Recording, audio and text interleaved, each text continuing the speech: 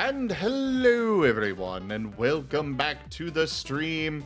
I am Raw Zim, and this is PowerWash Simulator, where we are going to wash down Dart.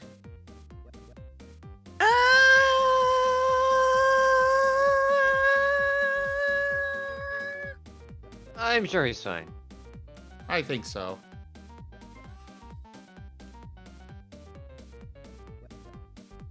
Alright, let's see here. Harper and I hitched a ride on a fishing boat to search where the hand in the sand was pointing. And I know it sounds crazy, but I think we found the lost city of Atlantis. Only it's in the Pacific. No wonder it was lost, eh? So, should it be the lost city of pacifists? Pacifists? Regardless, it has very recently resurfaced, and judging by the clams, it must be over 8,000 years old. Anyway, this palace definitely looks related to those statues in the desert, but we need you to head over and give it a clean. There's a lot beneath the dirt that will help us make sense of it. Harper suggests getting in touch with Cal and seeing if Flo can fly you over. Hope that makes more sense to you than it does to me.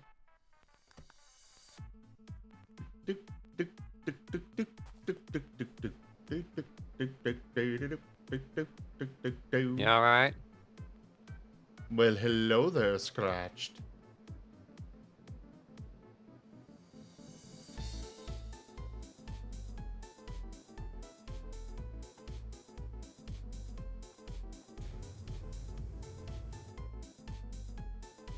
Oh, right. That's why it's quiet.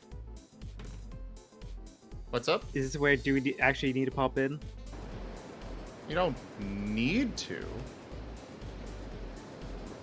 It's not like you're forced to do so. I'm just going to hit this little button here, and if a certain friend wanted to just happen to pop in, well, you know. All right, you twisted my arm. Now the race is on. We'll log in first.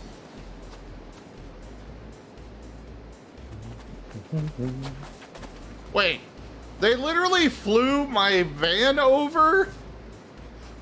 Oh my god. They? That's hilarious.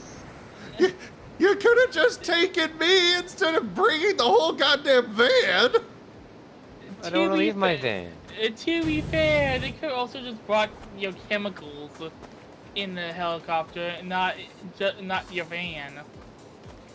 Oh jeez, that volcano is definitely ready to blow at any moment. I think you'll be fine. I am uncertain of this. Either You'll be way, fine. I must write the biggest Duke yet. And ladies and gentlemen, he's marking his territory.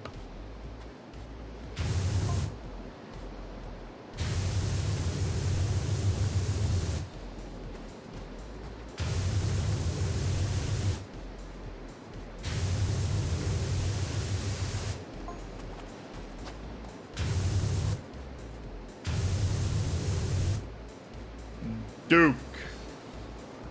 Zim, are you online? Huh? Are you online? I should be. Yeah, I'm Hey, online. Looks like he is. Clearly he's not offline, or you wouldn't be able to talk to him.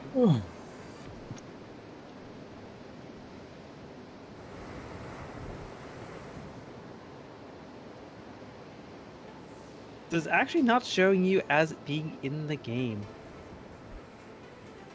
Oh, shit. Somebody else that's got me on Steam. Do you guys see me online? Alright Hello, then, let I me see you online, but not in game. Friends, views friend list. It says he's in PowerWash Simulator on my side. I'm gonna reboot Steam. Watch, I'm gonna watch your game. I'll just invite you. No, as soon as you said that invite Steam, just like, oh, actually, no, he is playing PowerWash Simulator. Forget us. Ah. Oh, there's a creepy gnome here that's ready to greet us.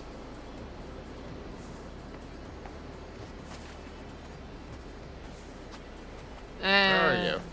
Are you still loading in? Still loading in. Oh.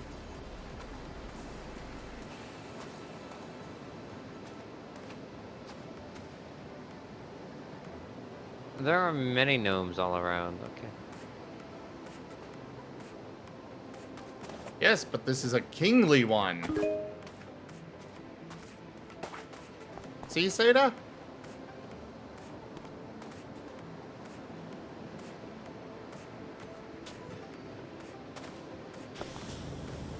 See the kingly gnome? So give it a barrel, let's see. Okay. Wait, no objection? No.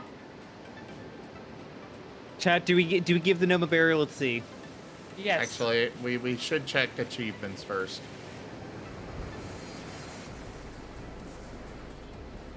Let's see.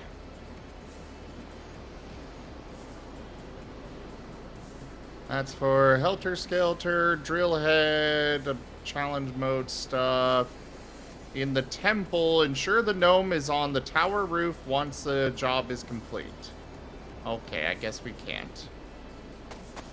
Wait, temple. This isn't the temple, this is the palace. Bury it! A temple can be a palace. This might be it. Just put it on top when you're done, anyways. Trust no, me, because- that's not it. Yeah, this isn't Oh. the temple. So, bury it. Okay. Dragon says so.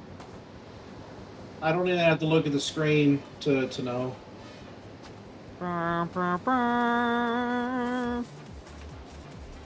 As there's just Oh. happy Ooh. music going on in the background.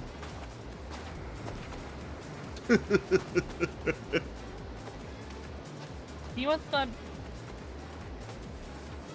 He must not Hey! have been well liked. You ready to get this party started? Are you ready to get wet? Oh, we're gonna get Seda so moist. Sounds fun.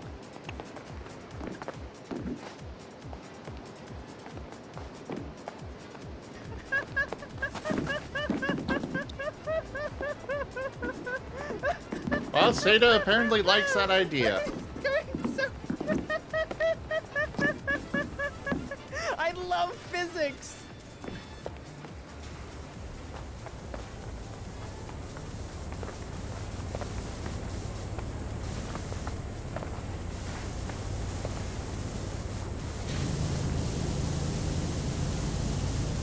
I've been told by my legal counsel to not comment. Ah, I see.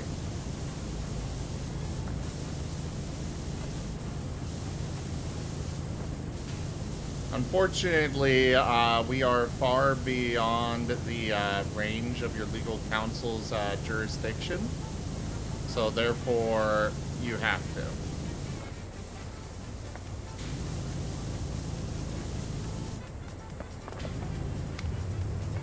I mean, if you don't get wet, we're going to be forced into one kind of joke, and that's dry humor. Do you really want to subject us to dry humor? Maybe I do. Wouldn't it just be easier to get all wet? To get all Okay. moist? Look, it's too soon for the beach episode, and I'm pretty sure that training ground backyard and Pokeballs did not have a lake like in Sword and Shield. I mean, we only took a quick glance at the backyard so far. We don't know. The only thing we know that's back there are training dummies.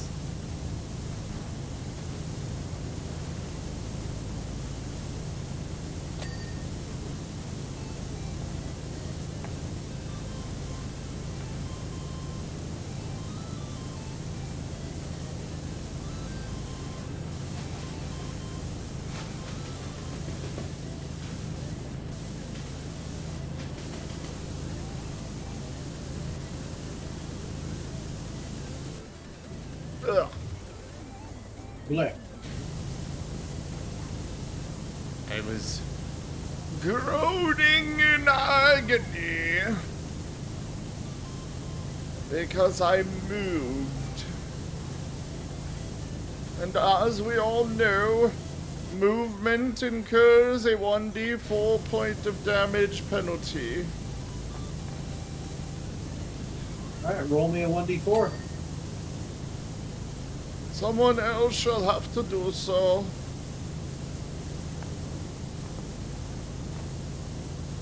What, Zim? You're not in tabletop sim? I thought you were excited to play tonight. I was hoping Yeah. for it, but no, nobody wanted to join. The D4 rolled a 1. You're dead. You're a wizard. And as we all know, Yes. wizards only get 1 health, so you're dead. Sorry. You're The you're sweet you're a embrace of death. you're a wizard jetty. I knew Jet was dead. Yeah, that's an actual thing. In early D&D, I think like the first or second edition or whatever, it was perfectly legitimate to have a wizard that only had like 1 HP, which meant literally everything could kill you. Yep. Coughing cold? Dead. Paper cut? Dead. You miss with your fireball? Dead. Repressed memories from childhood? Dead. Oh no, that one's super dead.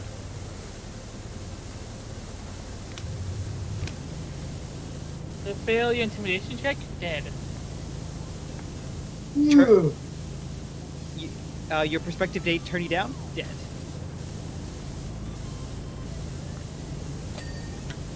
Rushed off a piece of lint? You're dead. Got rejected for a session of poker roll? Dead.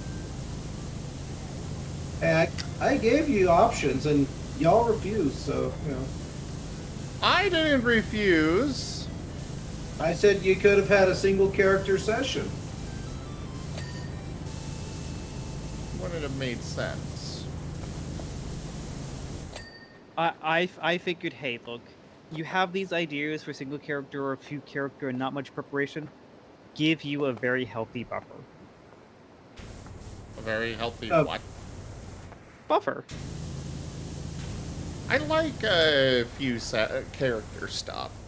I don't personally care for just single, like, for me, if I'm having a character moment, even if it's something that's more personal, I'd rather share it with a friend regardless. Alright. Both of you are here. Start doing it. Oh, way too late. Way too late. No, too late. We don't even need to bring up tabletop. Well, we would The need next to, morning. We would need to, so I can, you know, have the recording done properly. Oh, you're recording right now, aren't you? Yeah, who needs Yeah, proper but- recording? I do. Proper impromptu. You don't get it. You just RP right here. No, I can't do that. Yeah, you could just roll on Google. I'm just here to give details. See, this is how D&D is truly when you are a peak player. Is you don't pull up the table or anything. Just go right here. I mean, I can. Does not mean that I want to for the viewers. Oh, alright.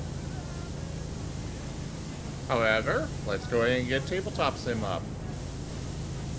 Alright. You're got here me for about another another 3 hour. hours. Yeah, I'm here for like another 2 or 3 hours. Okay. And Seda, you'll be here for that long? Oh, Sada's gone. Wait, what?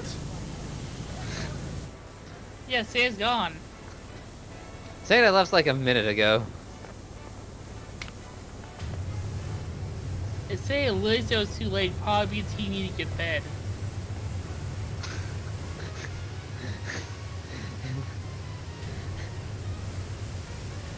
They're like, hey, no way am I getting involved with this. Mm-mm.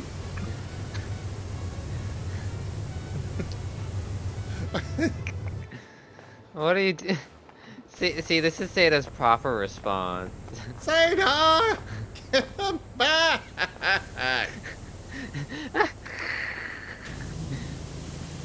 Aim for the head, if not, aim low.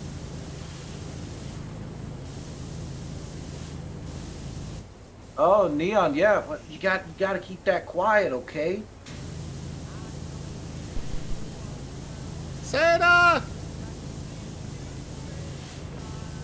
Yeah, I'm pretty sure me leaving will bring Sata in. I'm gonna go bye. Why? Why?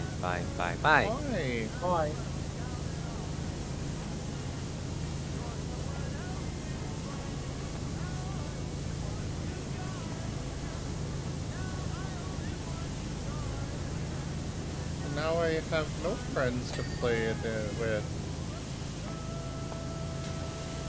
Yeah, okay, I'm out too then. Well, I mean in character. No friends to play with. I'm all the other characters. Yeah, and we don't know any of the others yet. What? You don't know Edge? You don't know Shade? You don't know? I mean, I guess You don't know Doc is Smoke? with us. Yeah, that's true. And so is the bat, which you all are, I guess, trying to make friends with. We'll see how that goes.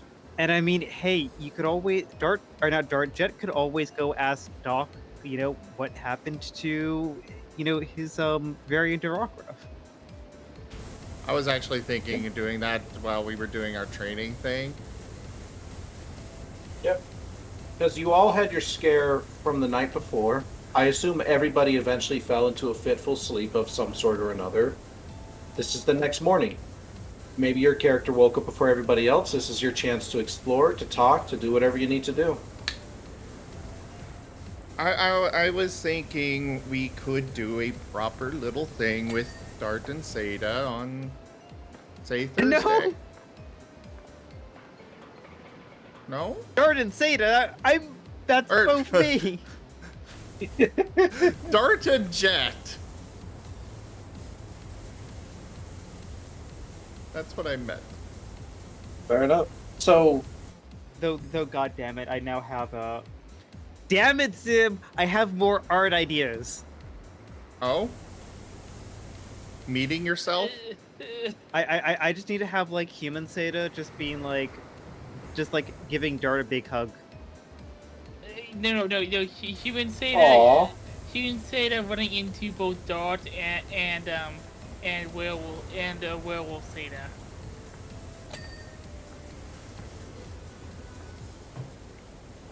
We'll call it Meeting Yourselves. meeting yourselves. I just imagine like, if it's not a hug, it's just like, human Sata like having Dart on his shoulder like a little Pokemon trainer. Well, Human I think Sada putting or throwing a Pokeball at Dart. Oh no. What? These are Pokemon's comfy. yeah.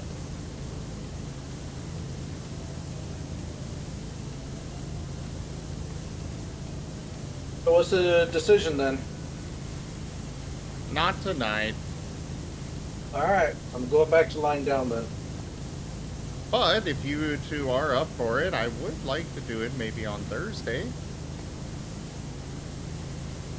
We'll see. I could just imagine Jolene getting caught by a Pokeball, but then just using that as her little home.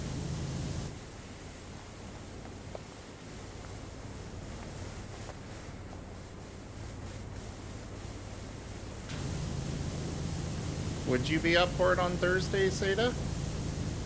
I would have to see because I've already been asked for some other stuff on Thursday. Oh. We'll see, because I don't know what my work week is going to look like. I don't want to do it tonight because I know it's too late Hold the line. at this point. This hamlet shall not fall. Well, like I said, Mouse Terracy raided my stream with 1 viewers. Well, like I said, you got me for 2 hours, so if you want to do something with a single character or 2 characters or whatever, this is your chance. I say, Rygon, you go get some rest. Go sleep. Alright. Sleep well, you cute fox, cat, whatever you are. Master Rossi, thank you very much for that raid. Welcome on in.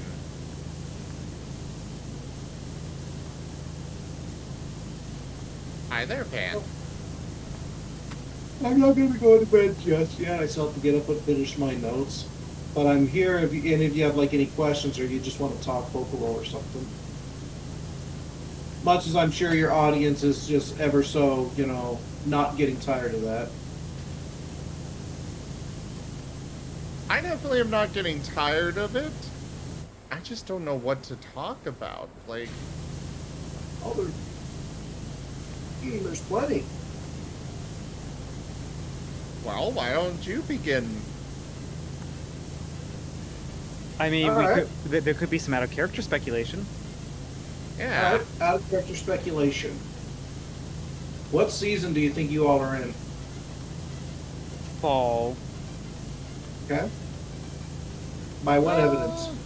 By our Mediz. I'm trying to actually remember his name now, but basically like, hey, look, weather's gonna be changing soon. Here, have some scarves. Oh, Martinez. Martinez, thank you. I need like change his name to make it more recognizable or something. Oh no, it's just that like, I'm gonna be very slow to pick up names, and this is also a 349 name, Seda, so No, that's fine. But like, everyone seems to be having trouble remembering his name. that's the joke, though. Ugh. Could you imagine like Martinez actually showing their face, and it's just like everyone gets the name wrong. To be fair, we haven't Martinez. actually met him yet, so Exactly. it's You'll- hard to you'll be all- It's hard to be memorable for a character that's not present to be memorable. That's fair. I think you all will like him if you happen to meet him. If Well, yeah, I can't say anything in certainties. fair, we could probably I mean, wind look up at- dead. I mean, at Yeah, this point, exactly. we might have to put a permanent station guard outside and be like, okay, look, you are gonna get all the Amazon packages. Little package floats down on a parachute. It's like, damn it! No, a Magnemite comes by and drops it off. They're basically the Pokemon World's version of drones. Heyo. No. A bottle of a bottle of apple cider falls from the sky. Drinks it. I want apple cider, but it's so expensive. Then let's discuss bodies. You two have woken up in very unfamiliar bodies. What kind of issues could you see with that? Like, what kind of little bits, or not bits, but what little glitches can you still see your characters having as they settle into their new forms? Waking You know, up and trying to walk on 2 legs as you get out of the bed. I and was then just thinking the same thing. thing. I mean, considering like your guys are in a very similar boat, but like Dart's not actually had a proper night's sleep yet. He's just been like dozed off, wake up in danger.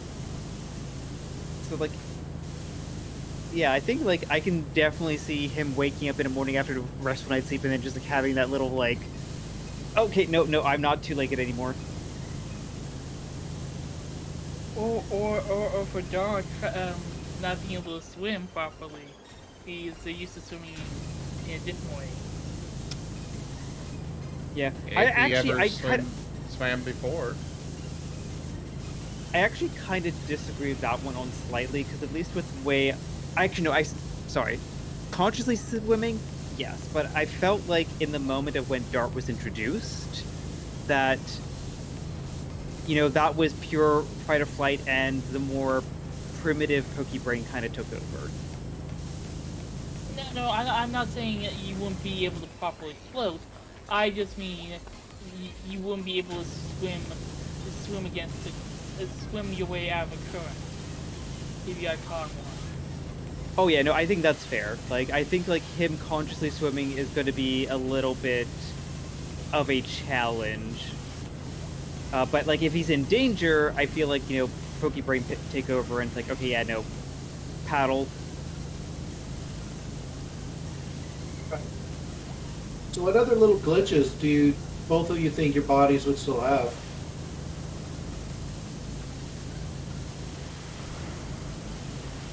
Well, You want me to offer a few? I could also see grabbing things. Okay. Considering that the paws aren't too dexterous, I could definitely see, trying to grab something. It's like, okay, no, I need to grab it with my mouth.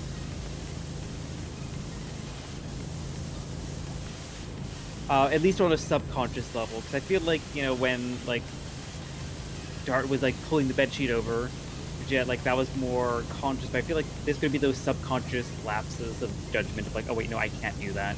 That's kind of what I'm thinking, is something where we're trying to do something that's been automatic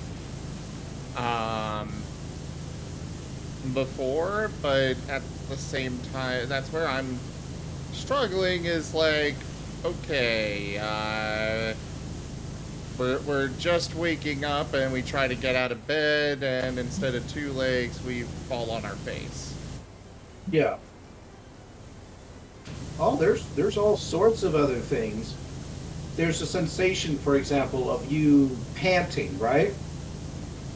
Like your tongue lolls out of your mouth, and that's just like what the heck's going on here? This feels weird. It feels nice. It's automatic, but it's still weird.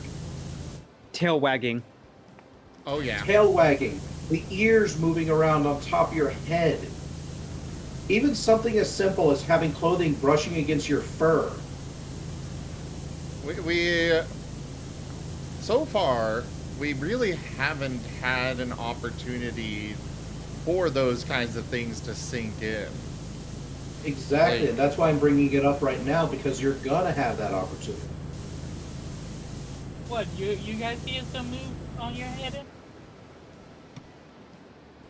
Touché.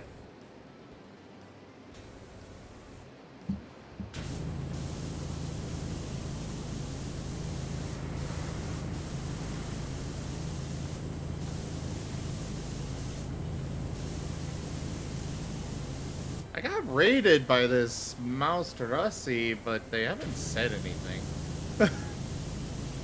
It'd just be a raid and just go to sleep. I mean, I do that on occasion. There. Like, I'll be honest, I just, at the end of a stream, I just have no energy to do that. But yeah, what I can promise to all of you is that at least for 2 sessions, I will not be introducing anything big. This is all of your guys' chance to explore yourselves, explore your bodies, explore your surroundings, whatever you got to do, but I will not be introducing anything dangerous unless you go out and actively look for something dangerous. Okay, so as long as we're just looking for supplies. Yeah, if you all literally go, like, say, trying to track down that procession from last session, like, don't blame me if you find it.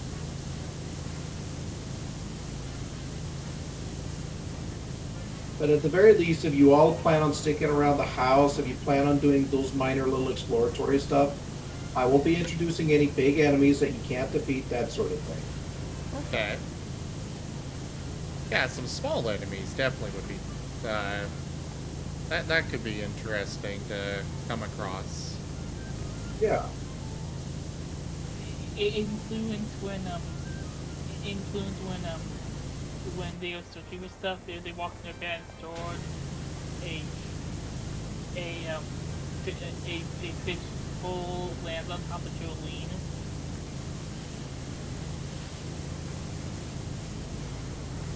Well, I would probably refuse that kind of stuff because I legitimately just want all the players to have a chance to be.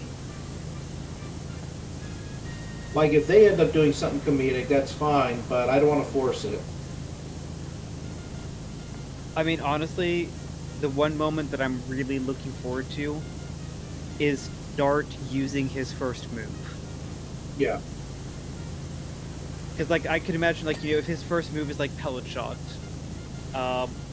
Just that kind of, like, almost, like, ecstatic, like, like a kid who's just, like, learned to ride the bike, just like, holy freak, I did that?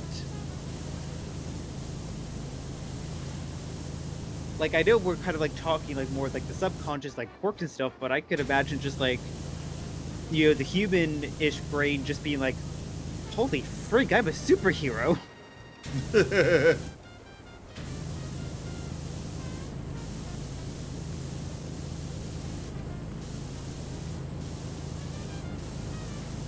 Yeah, there's that. There's a few secrets I've hidden around the house, too, potentially.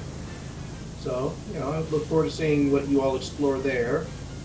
And, of course, there's your immediate surroundings. Like, who knows what's going on there?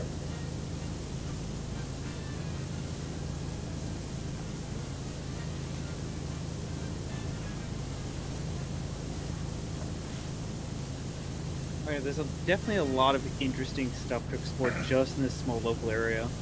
Oh, yeah. Like, I remember you describing most of the local area as ruins, but even ruins can still be explored. Oh, yeah. Like, have any of you ever read the book called The Chalk Wall? No. Or it was like Chalk or Chalk Room or something like that. Anyway, it's about this kid who is like a part of the school or orphanage or something like that, and they find this chalk. And what they do is, in order to help themselves escape from their reality, they go and they essentially go into this little abandoned set of ruins, just like this small, like, 5 foot by 5 foot kind of room sort of deal, and they just start using the chalk to create a world that they want. So a world with flowers, a world with a bright shining sun, and it's not magical in the sense that, like, they get to actually escape into this, but rather it's just paints a picture that you can find unexpected things even in something as, like a set of ruins. Yeah. And eventually all the other students or orphans and the teacher or I don't know, orphan headmaster or whatever, they find this and they all celebrate with the child on the completion of their chalk project, essentially. So who knows what you guys will find in the ruins. I've got a few ideas in mind, but there's always room for surprises. And surprises make things fun. And also I see Del Fox's comment there of, you guys literally just woke up in the world, how come seemingly so much stuff has been talked about as if it's been going on for years? Because it has. Well, I think what Delphox is getting at is... Do you mean, like, we're talking as if we've been playing for years?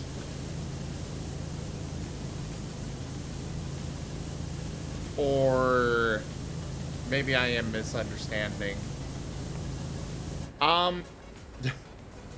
Here, let me get up. I'll take a look. We have not been playing for years. The Pokemon Mystery Dungeon game has only had 10 sessions. We started it like last month. Rygon's just made that intriguing and engaging of a story. And I think what's also equally intriguing. It's just that the world is interesting. I want to know more about it, and there's little sprinkles of information here and there that I'm like, I want to know more. Like, Rygon, you still here listening, or did you move up? I'm sitting in my chair. Yeah. Okay. I mean, like, for example, one of the ones that caught my eye was, you know, the little interjections you were doing when Amos was talking. Yeah, what is that all about? Huh. I know, right? I'm like, okay, what's this? I wish he had done something with it. Like Amos. I don't think he needed to, actually. He didn't need to, but... This is one of the things where I'm understanding what kind of a player he is, so I'm giving him something to work with that. This isn't necessarily something he has to do something with. This is something that's going to impress itself upon him. Okay. And the out of character in me was like, what is this? Is this like fan theory? Like Alabaster Gleam definitely, you know, messing, you know, around with like sleeping dreams and nightmares and stuff, and Amos was the one knocked out for the longest. Mm-hmm. So I was like, is there something going on in his head that they implanted that, you know, is maybe how they're able to kind of instill such fear into their members? Maybe is that how they steal their information? Kind of the whole, oh, you know, if you do anything wrong, they'll know. They just do. They don't have to talk to you. They can just, like, look in your dreams. Oh, I was assuming that's what they're doing as well. One thing I want to ask you all is, why do you think I was saying it out loud instead of privately messaging him? For the viewers? Maybe. I'll let you ponder that for a second while I go get some water.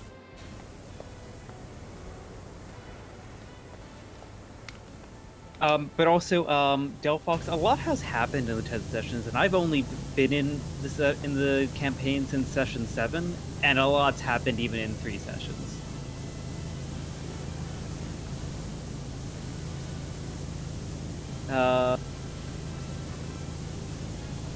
It very much isn't your stereotypical Pokemon Mission Engine game, because we probably, if it was a typical Mission Engine game, we would have probably been session 3 establishing the guild and indoctrinate, or signed up for the guild and everything. Yeah. That happened session 7, and then we effectively got kicked out by BBEG ? At least the current BBEG. Yeah, that's why I put the question mark, because, like, are they actually the BBEG?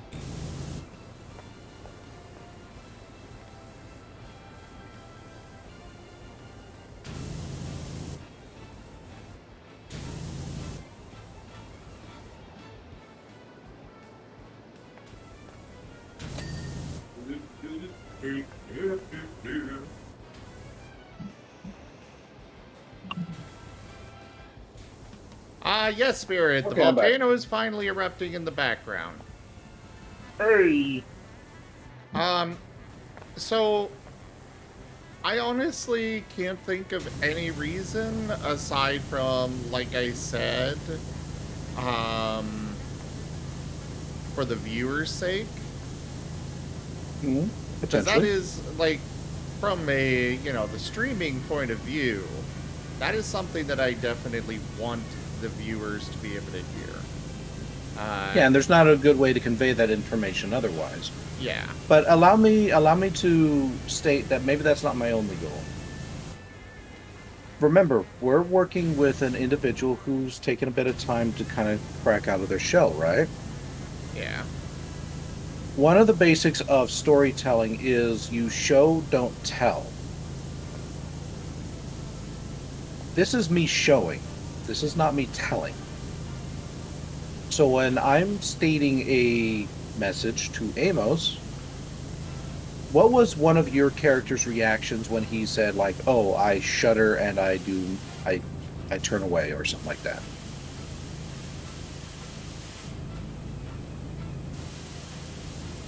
We asked if he was okay. Exactly. you all interacted with him.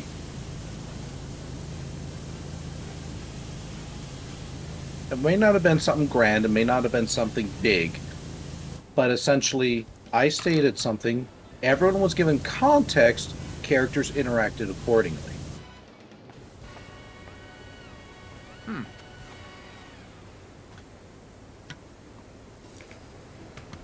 Okay. And that's not a spoiler. That's just simple mechanics right there.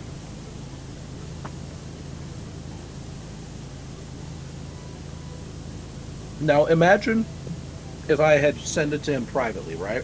I did my little message, sent it off to him, no reaction. He's just simply he keeps that to himself. Do you think that would have done anything at all? Oh, probably not.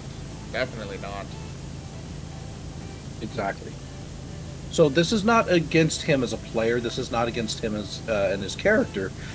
This is just me playing the DM and working with what I've got.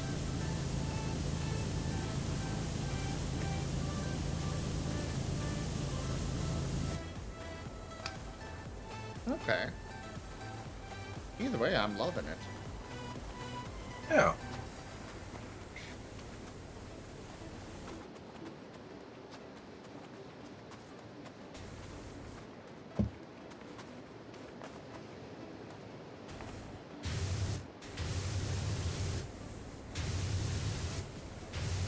Gigantamax brain, please no. Yes. I wouldn't be able to get out of bed in the morning. I'd be like, no. Like, having big brain is nice, but that shit don't give you psychic powers. It just gives you a headache.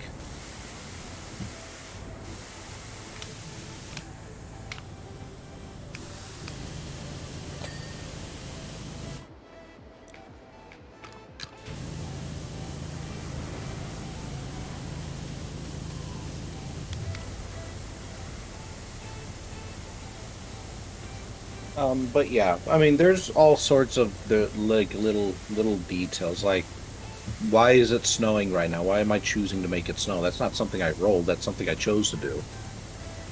Why did I reveal the procession at that time? You know, why are there training dummies, etc., etc.? Like, there's all sorts of little details for you guys.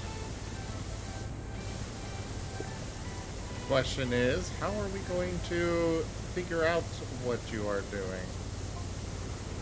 By interacting with the world, clearly. That's certainly a part of it, yeah.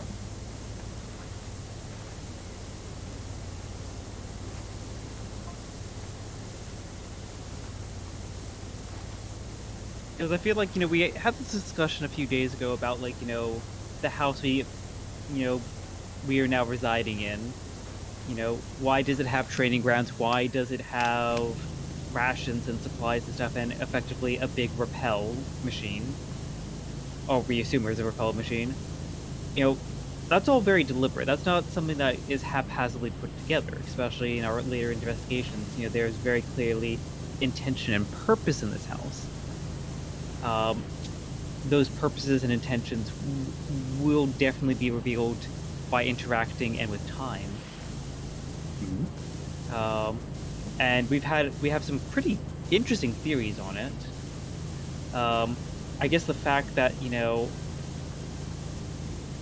some of our characters, because I noticed it was Azareth and Dart were in the room when we were looking at those files, and I think Jolene was kind of in the hallway.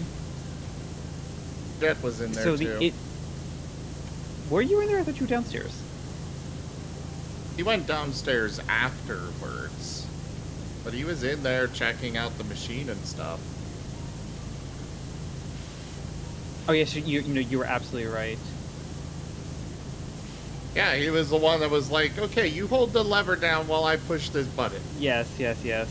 Again, it's 4 a.m. My recollection is a little bit spotty. But, the fact that you had 3 of us all recognize something. At least I'm assuming I've correctly interpreted it that way. Three of us with no memories recognizes one thing, but we don't know why. that's a very intriguing plot point. That we'd probably have the character arc Ranger completed by the time we start getting info on that. But it's there. Mm-hmm. And it's such an innocuous thing too. If you recall, I actually said something a bit similar earlier in that same area, and it didn't give you all that same ping. So why that? I'm feeling like this is purely theory crafting. I'm thinking that perhaps whatever apocalypse fell, perhaps this MK Industries, they were the ones that tried to preserve as many people as they could. Kind of like Fallout with their vaults. Except, not necessarily doing experiments on the people there. Or perhaps they are. Who knows?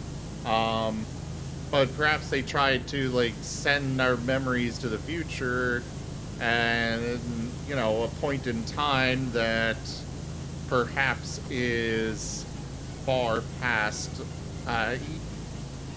just like the vaults where they seal up and years later, after the majority of the radiation and stuff is gone, they were designed to open that back up.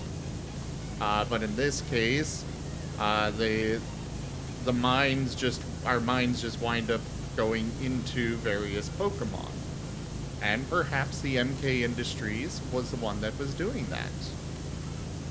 MD Industries for a slight correction there, but I think the purpose. It's actually, I'm trying to remember what was the other little nugget you tossed down, because I don't recall the 3 leaves. I think that's the one he's referring to. I don't know. There's quite a few, some of which you all missed, some of which you didn't. Well, you said there was one that we did get, and I remember you making a point of the 3 leaves that were on Jolene's bag. Mm-hmm. I'm trying to remember. Like I said, there's now enough that I've revealed that's like, okay, what did I actually reveal to you? Let's see. There we go. There's the bottles. I mean, I kind of put the bottles in the logo in. I know what the other one was. The shooting star logo was with the MD Industries, if I remember right. Uh-huh.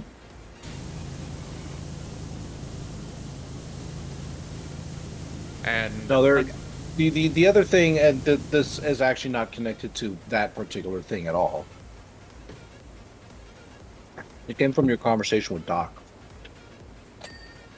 Yes, Serial. MD, mental digitization. Oh shit, you all figured me out.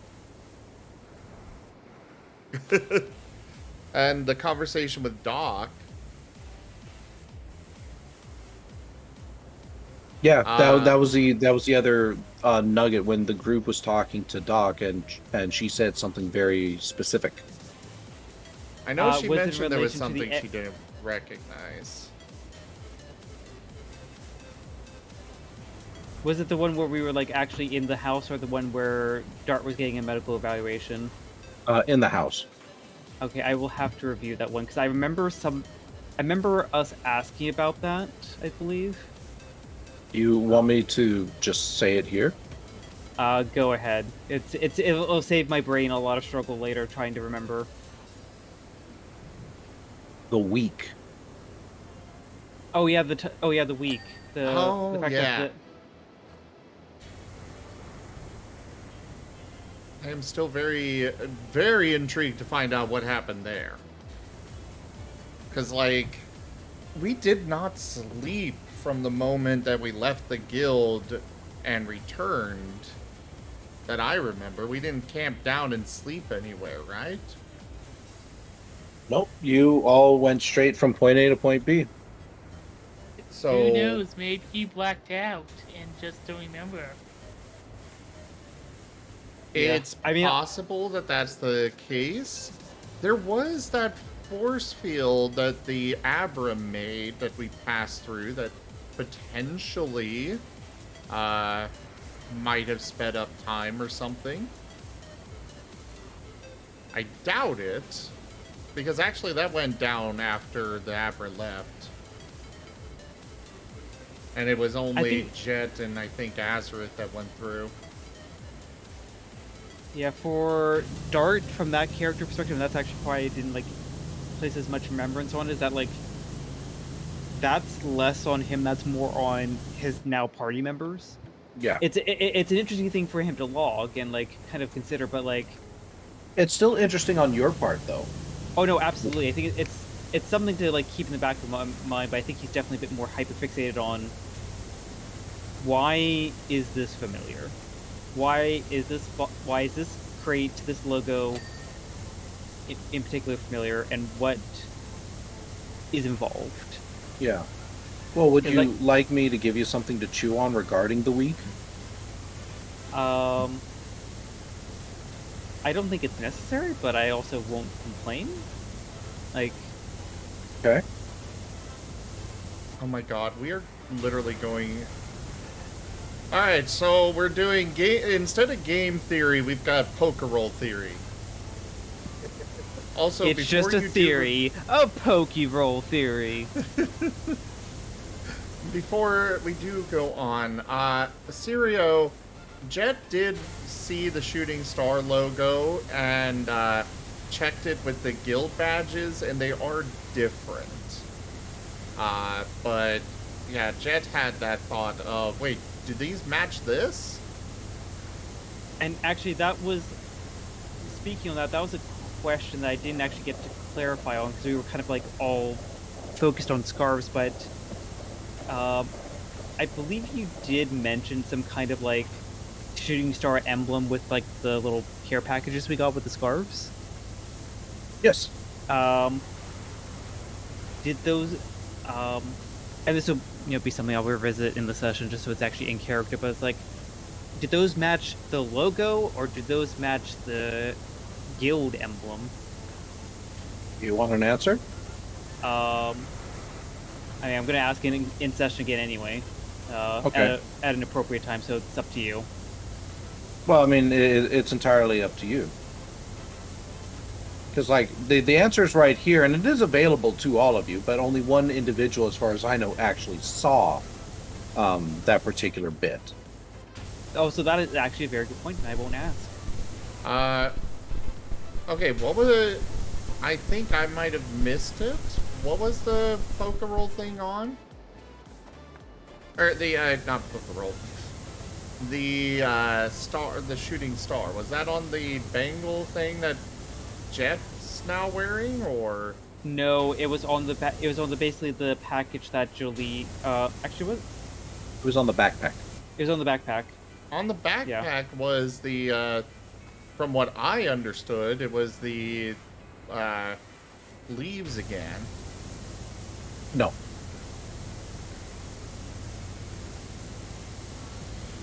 No, the leaves were not on the backpack. There were a variety of different dangling bits and baubles, like a small axe, something that looks like a corkscrew, all that sort of thing, and displayed somewhere on top was just this little shiny badge that looked like a shooting star. Okay.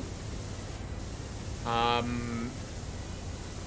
mean, I'm okay with you answering that now. I'm assuming it was... Considering the person said they were from the guild... At least I think they Did they? did. No, they didn't say that. Oh.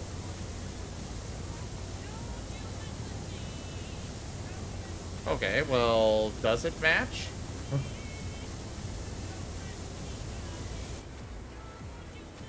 Do you want to know, Seda? Um, Because both of you have to be in agreement here for me to say something. Same with Azurday, you, if they're still in here. They are not. Okay. So what did you say, Seda? I'm torn because I'm also being very mindful of metagaming here, because I feel like that detail you mentioned in session piqued my curiosity, but now upon realizing it, my character didn't see that, and so my character probably wouldn't be asking that question, and I don't want to force myself down to a situation where I seek out a justification to asking that question. Okay, that's perfectly fair. Fair I mean, enough. this is one of those things where you all will discover whether or not sooner or later. So don't feel too rushed about like, oh, I got to find the answer right now, because That's you all also will what I'm receive feeling, that because answer like, soon. because we could probably spend, the next 3 weeks, spending late nights theory crafting and getting and squeezing all these little nuggets of information out of you, when we probably could spend 3 months, in character learning that at the right time, right place. Well, I can already tell you this: you all probably wouldn't be squeezing too many nuggets out of me. If you've noticed in the course of our conversations here, it's mostly been me asking you questions back. I am very curious about what you want to tell us about the week. Okay, so again, Seda, do you want for me to give you this little thing to chew on? Because it's probably something that you all have considered already. This one I feel less strong on, so I'm okay with it, because it's something that, from Dart's perspective, hasn't directly affected him. He's not experienced anything in that vein potentially yet. Okay. To his knowledge, at Then least. I will give you both a drum roll. Why did you pop up in the river after a week?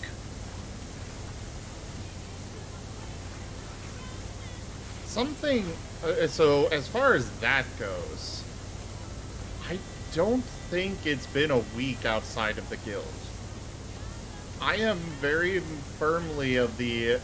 Jet is leaning towards the idea that something happened with Starlight Town itself rather than, us. Okay. Partially because of the fact that we never slept. Like, maybe if we slept, there would be an explanation there. We did have it revealed that the Barons go ahead of the main group of the cultists, the Gleam, Alabaster Gleam. We did have that revealed. So Jeff is thinking that maybe Tiny manipulated time, or somebody else did. Okay. But, What do you think, Seda? I think you had a very interesting way of phrasing that question.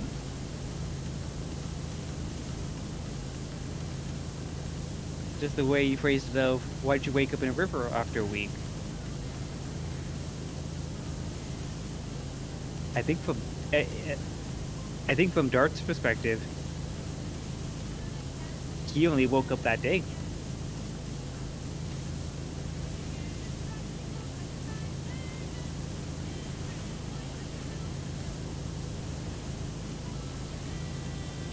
So, Tiny is a warlock with Yalga.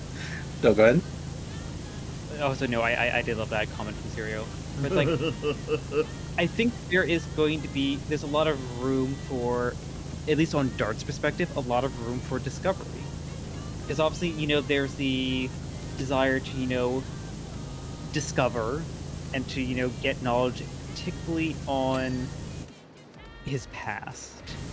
Because especially that little nugget of MD Industries, there is a realization that if all logic, all the facts that he knows holds true, this is something he should not know.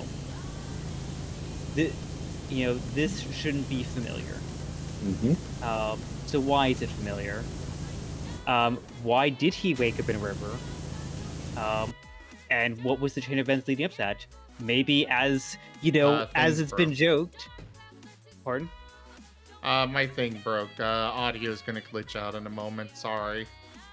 Okay, should I continue or should I hold that thought for your stream? I don't know how. Hold a thought, please. Well, for Okay. me as well. I won't be able to hear you in a moment.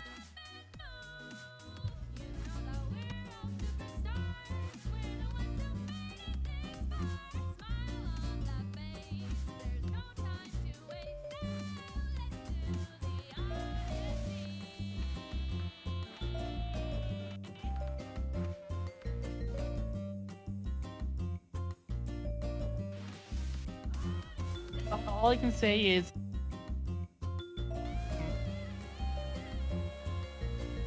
I said it was glitching, so hold off. I did not hear what you said except for broken up garble. Zoro. I said Say is a good boy. Ah. Eh. But Why, anyways, Whisper? Go ahead. anyways, I can't really speak for everyone else's characters, so I'm gonna be purely speaking from Dart's perspective here. But Dart has that obviously that drive for knowledge, and the mysteries behind his past are going to definitely be in the back of his mind. Why does he remember this logo? What was his, why is he involved in that? Mm-hmm. Because I could toss out probably, 4 or 6 theories on why that's happening, or why he remembers that. And none of them may be true. Why did he end up in a river? What was the chain of events? Was that just where he woke up? And was, unfortunately teleported to? Was, as we've joked about it before, was there a series of events where he was under the tree with everyone else, but, either comedically or, maliciously became dislodged and, end up in a river.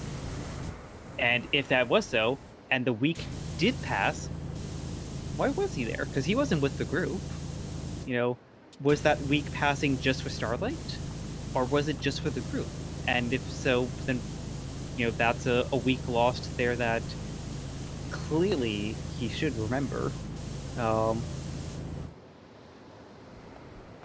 So there's a lot of questions there, a lot of chain of events, a lot of missing memories that are definitely going to be eating at him, because for all we could theorize, maybe Dart was one of the individuals responsible for whatever in those red vials. Mm-hmm.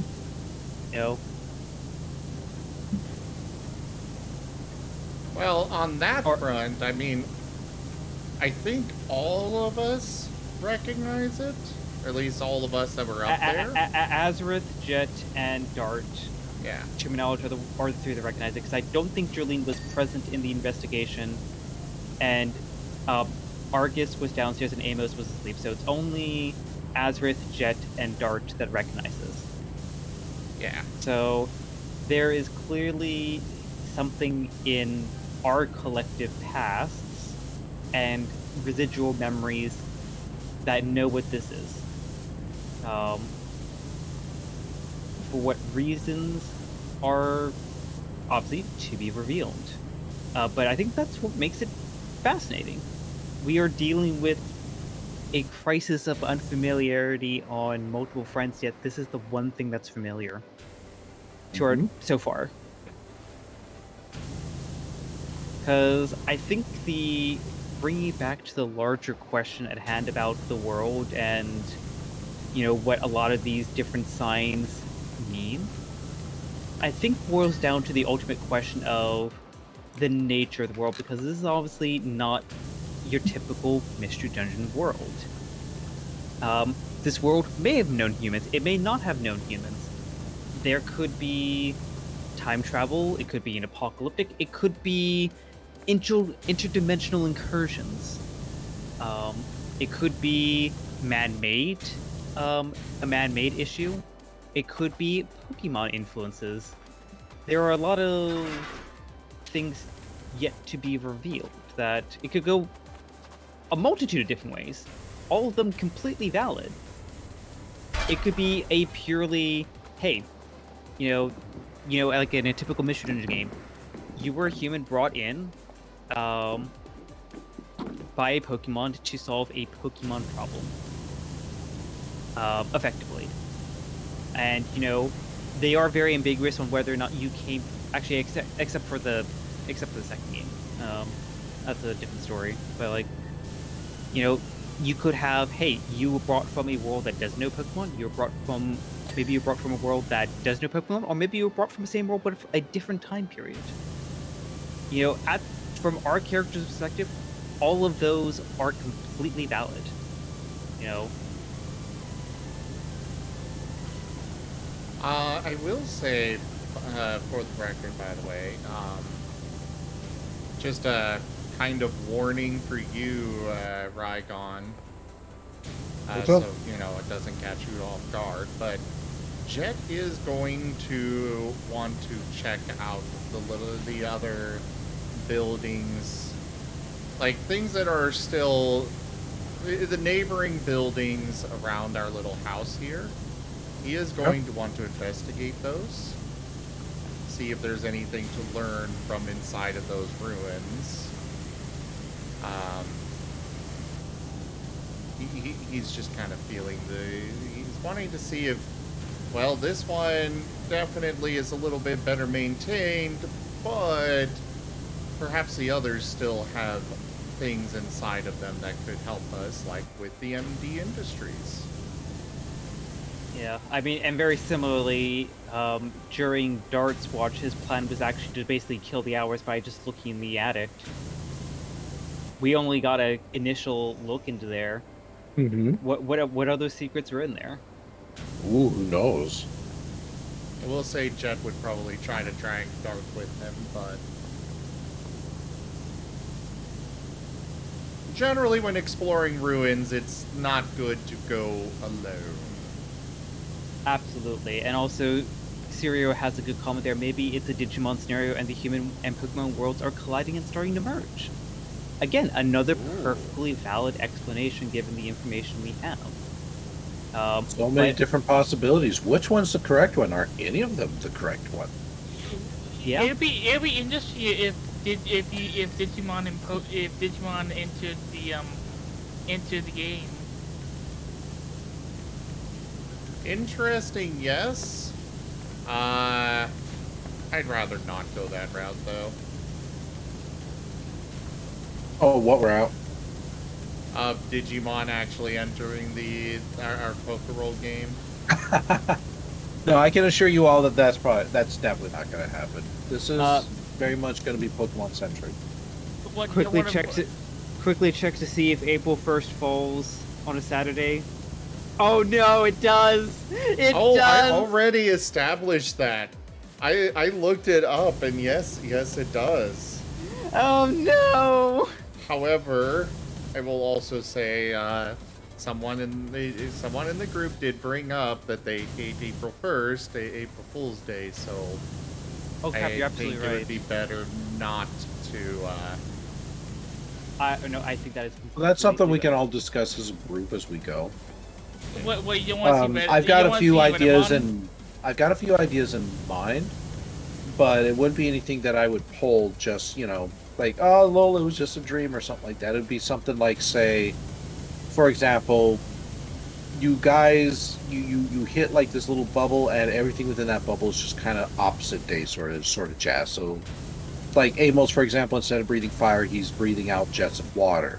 And it just lasts for like, an hour while you have your little adventure in there, and then it's all said and done.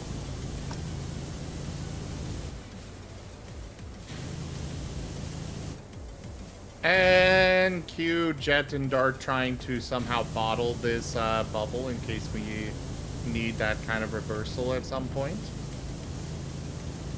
I mean, it's a valid strategy.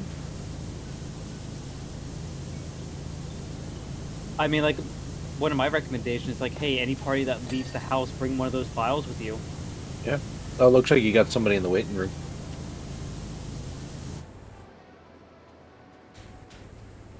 So yeah, I have anticipated you all going out into the ruins. I've got a couple of scenarios in mind for that. Let me think what else. Hello, Spirit. Hola.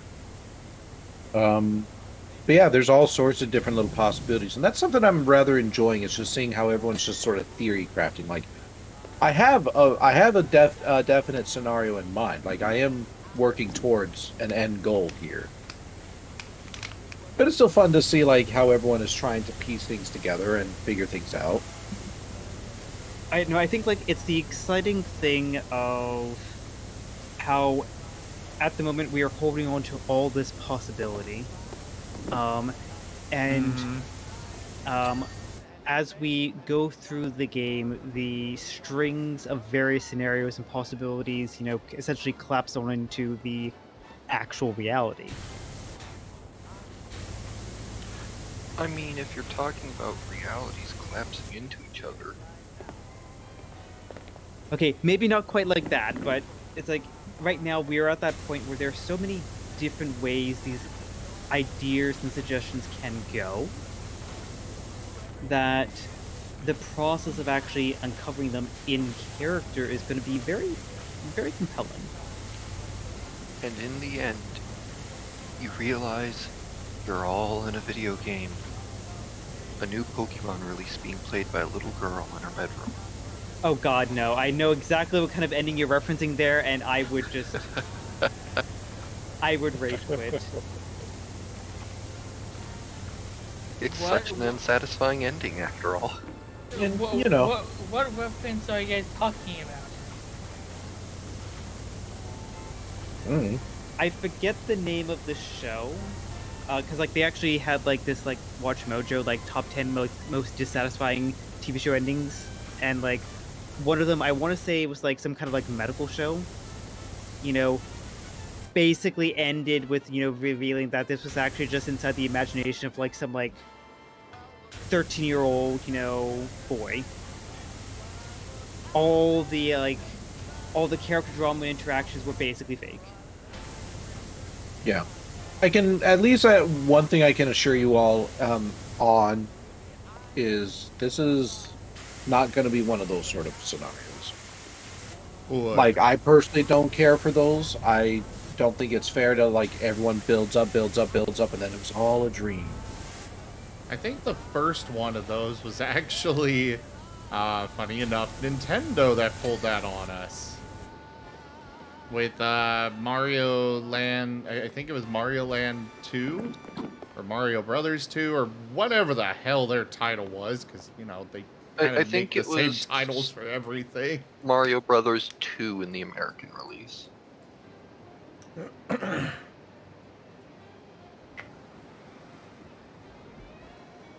yeah, with their, hey, so sorry, our princess is in another castle. Yeah. Well, no, the second one, it was the one with all with the curtain raising, I think, and it was very different from the rest of them. Like the batch of 3 there, it was extremely different from the rest, and it was literally just Mario wakes up in bed at the end. It was all just a dream. Those endings are so dissatisfying. Oh, Also, and I did a quick Crit- search. I did a and quick Chris- search for the... Oh, sorry. Go Sorry. first. I was gonna say, and Chris, I don't think you're asleep because you're chatting rather well in the stream. Fun fact, there's actually 2 different versions of Super Mario Bros., whether you're in the US or in Japan. I know. There's... I'm talking about the US releases. And ours was actually based off a game called Doki Doki Panic in Japan. Yeah. Uh-huh. That's pretty wide knowledge. I didn't know. I mean, you spend most of your time in a hot tub eating toast. I do. Also, as a side note, I quickly looked up the example I was thinking of. Saint Elsewhere. They concluded, 6 seasons of a medical drama with, actually, this is all inside the imagination of a child, and everything was effectively confined in the side A snow globe. Well, thank you for telling me a show I'm not going to watch then. A show you should watch Dr. House. Nah, God, he's I too love much of an that show. asshole for me. Like, don't get me wrong, it's a good show. I just don't like I just don't like the main character, and if I can't like the main character, then it just leaves a bad taste in my mouth to watch them not get any kind of comeuppance at all. I think that's fair, though. I think that's also definitely the point of House as a character. He's not really supposed to be likable, and so if you don't like him, he's definitely doing the job right. Oh yeah, and that's why I say, like, incredible actor, great show, just not my cup of tea. But my favorite thing there is the fact that the actor, it's the same actor as Stuart Little. I know, right?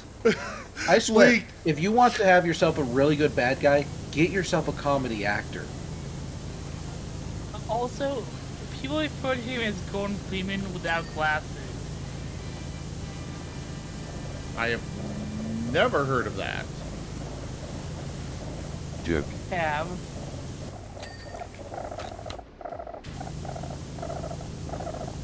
Achoo!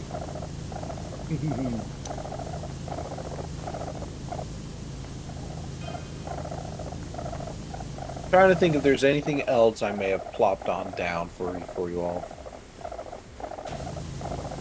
It's gonna be a bit hard for me to recall, because obviously I'm a late arrival, but the nuggets you've played so far, I'm just please sir, can I have some more?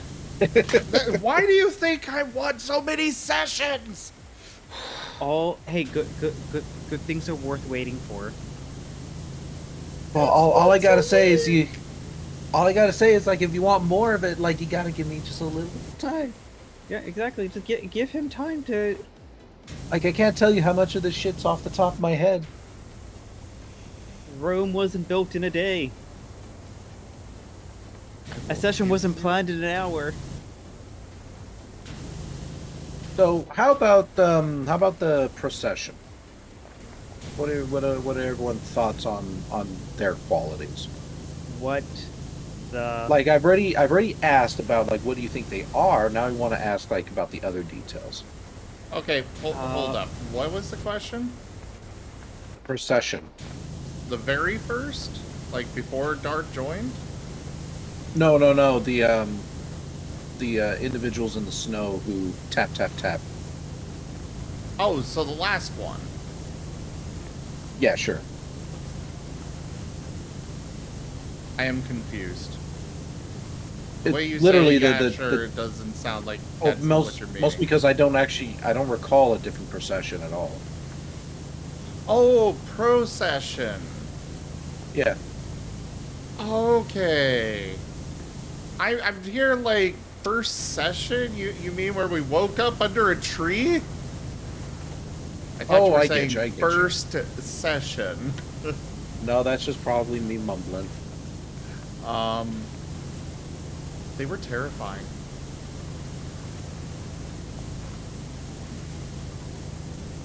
And Jet was 100% anticipating dying. Again, yeah. Oh, I know it. He was kind of out there under the porch. Nobody was.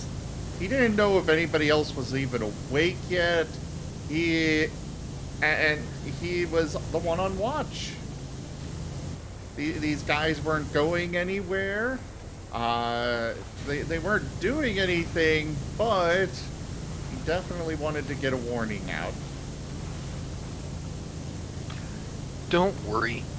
Jet will only kind of technically die 587 times during this series. So, did you actually feel fear for your character at that time? I did. I feel feared for his character. I feel for all of our characters. I figured Jet was out there alone, and I was like, well, with the way the dice have been going, he's boned.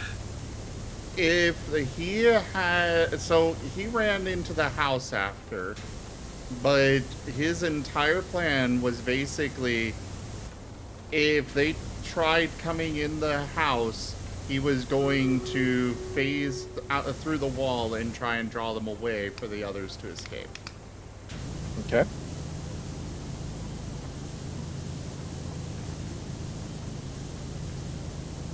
King William Del Fox, because it's not because of what it's doing, it's the unknown of what it could do. That is fair. And I mean, the scary thing is that, especially what we will quickly realize, those things did actual damage to the porch. Like, we don't have much of a porch anymore. What if they decided, you know what, we're going to go inside the house? Exactly. Especially... Like, that's the terrifying thing, is that these guys, you know, were just tapping on the windows. They very clearly had the power to go inside. Okay.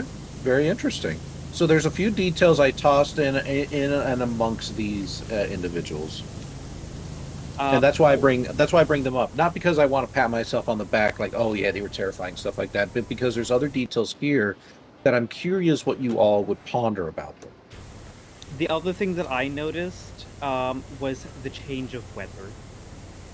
Okay. You asked about the seasons earlier, and it's actually a good question of what season we actually are in, because if we're in anything other than, you know, late fall, early winter, then the snowfall is more significant than we realize. Because if, you know, we're like in like summer and we have snowfall, then that snowfall in the future could potentially be a warning sign of this faction of Alabaster Gleam arriving and doing their work.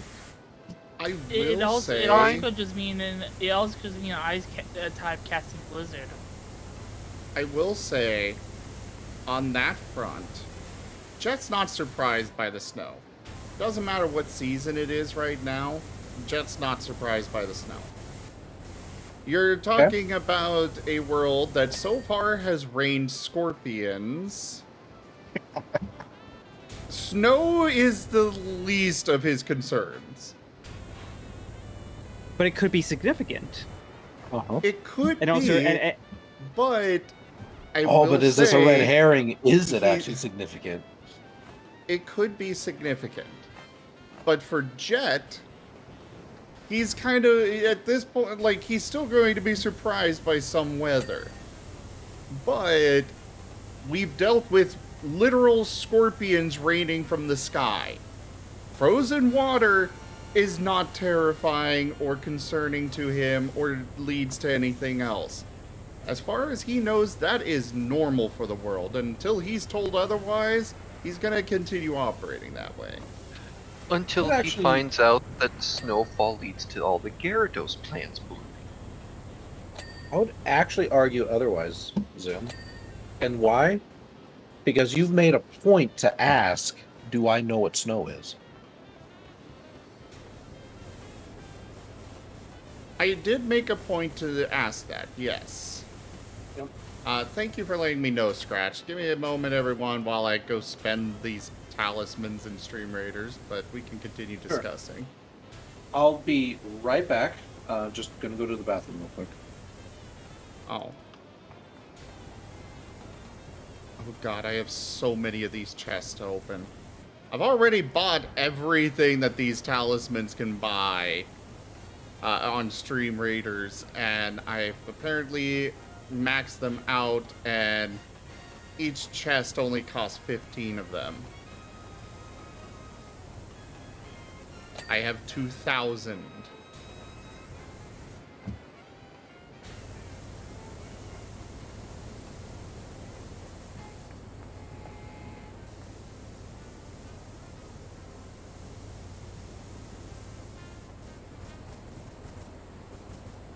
Actually, people like to see loot box streams, right? Here you go, loot box stream.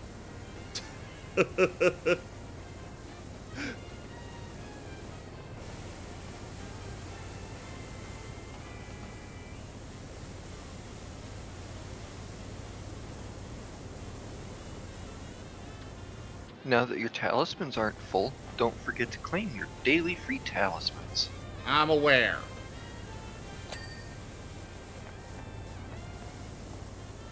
aware, scratched.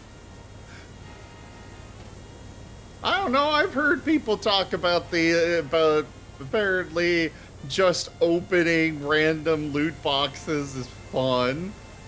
I disagree, but you know. Does this mean we need to change the category? No. Mostly because you can still hear Seda at least cleaning in the background. Because I'm still working. I'm working too. I am supervising. 9 to 5. Oh god.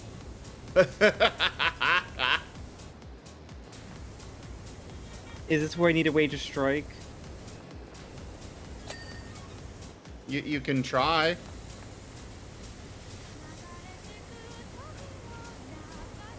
And Seda, me, oh don't my, he forget wound up in the ocean. Who knows how that happened?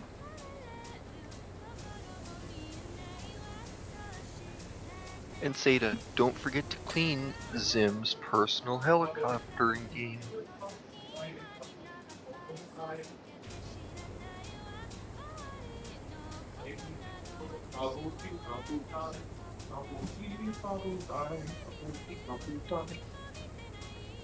Are you in need of a guy? Okay, I'm back. Welcome back. Are you in need of a guy? I am in need of a guy. If I could see, I would fly. If I could see, I would fly. So. All right, so yes. Yeah. I will definitely say I was fearful for Jet. Like him actually getting out or getting injured or killed.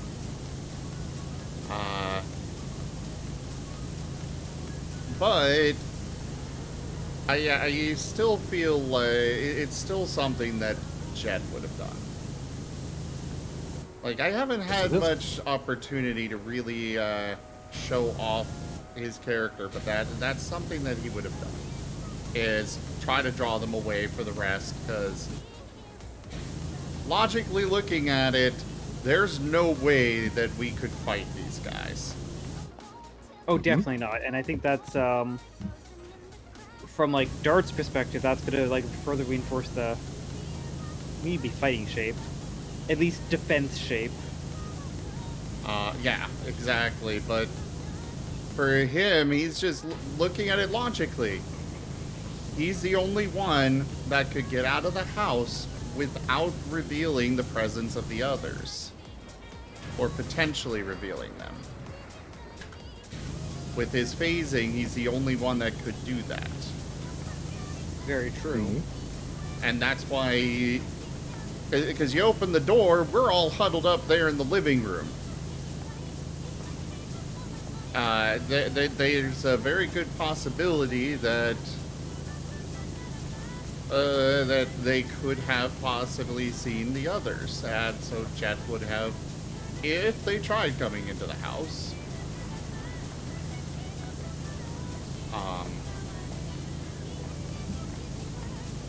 But yeah, very fearful for Jet. I'm glad. Because do you remember one of my rules? You're not out to actually kill us?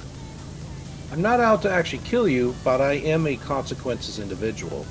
Yeah. You throw yourself into the pit full of spikes, well, you're going to get a pit full of spikes.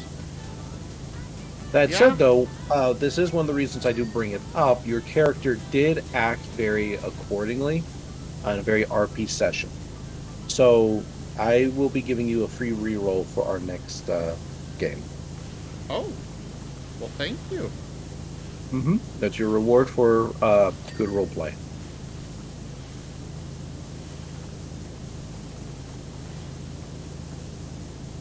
There are other details about this particular group, though. I noticed that their robes were opposite, of course. Okay. And it wasn't a Christmas reference like I was originally thinking. Yeah, it wasn't a Christmas reference. I know, at this point, you all gotta be, like, assuming that I'm pulling something. I thought it was good. Originally, I'm like, okay, this is a weird haha joke. Like, it's snowing. There's like 8.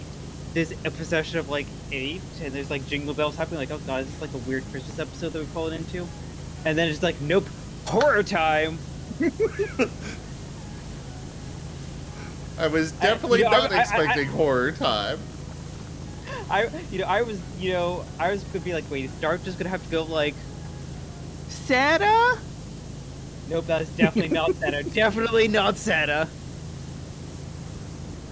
Rudolph. I'm not gonna lie, Zombie it would have reindeer.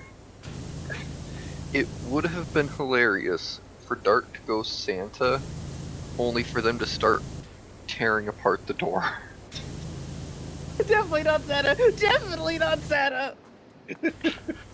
Now Dart's Oh, terrified of. here's your presents. It's like, great, now Dart will be scared of 2 things, bells and water. Well, at least he's not scared of everything like Argus. Yet. I mean, I was about to say, the whole campaign is just Dart slowly becoming more and more scared of everything as Argus becomes less and less scared of everything. amusing, yes, but not where I'm intending to take Dart. Because Dart's hesitation and fear around water right now very much just stems from the only thing his earliest memory is basically nearly drowning.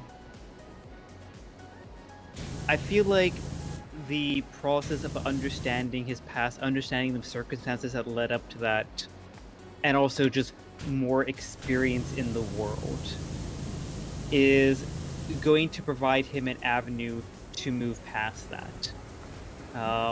And it's actually something I feel like I definitely missed with the, to a certain degree, when we were in the catacombs.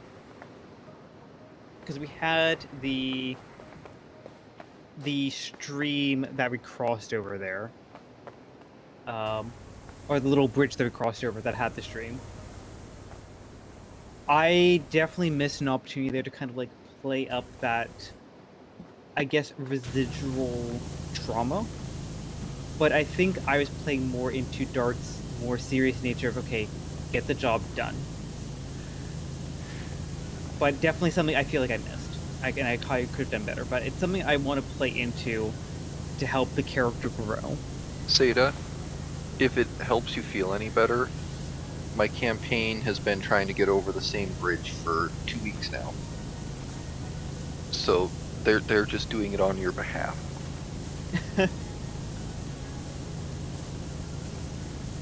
And to answer your question, King William Delphox, though I am not a character within the game, I would anticipate no. Because, like, let's assume Dart actually got to get up and he met you, Seda. Why would Dart recognize you at all? Oh, absolutely. I feel like if... I actually, honestly, I would not like any of this metaphor wall breaking. I think the characters themselves are more compelling as independent beings. Mm-hmm. And to be treated as such. Yep. Because I feel like if you start getting to that metaphor wall breaking of, oh, well, actually, I'm a character in a game, then from the character perspective, like, well, am I just a puppet? Is any of this actually real? Does any of this actually matter? Yeah, that would make for...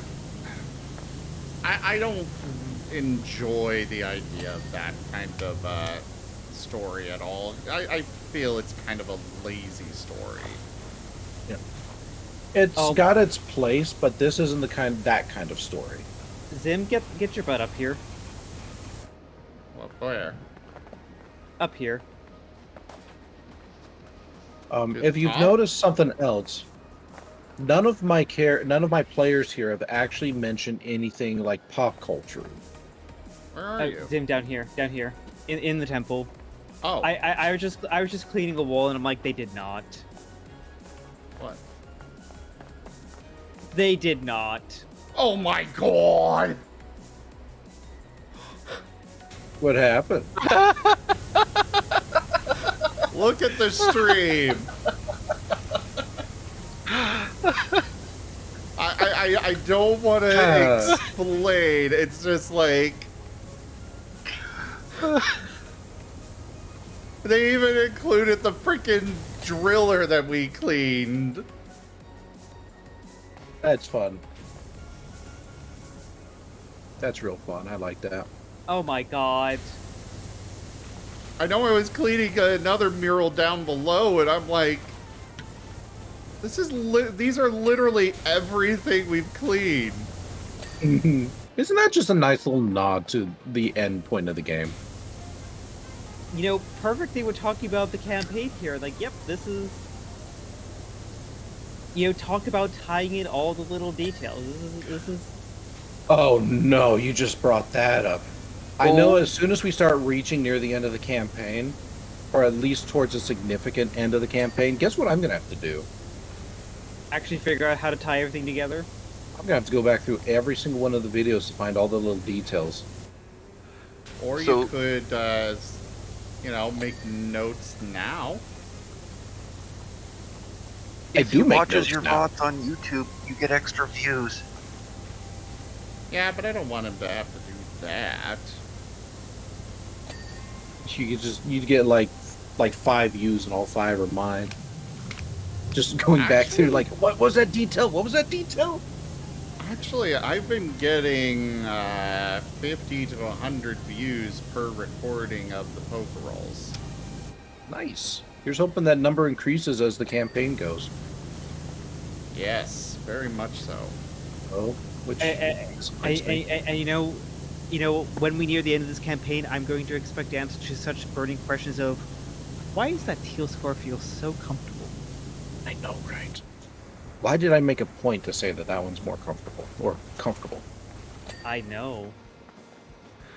So, Zim, you guys just finished cleaning the temple, and you find out that the mayor's embezzled all this money from the town's emergency response program to build you guys a shrine for doing such a good job. What? Hey. It was a joke.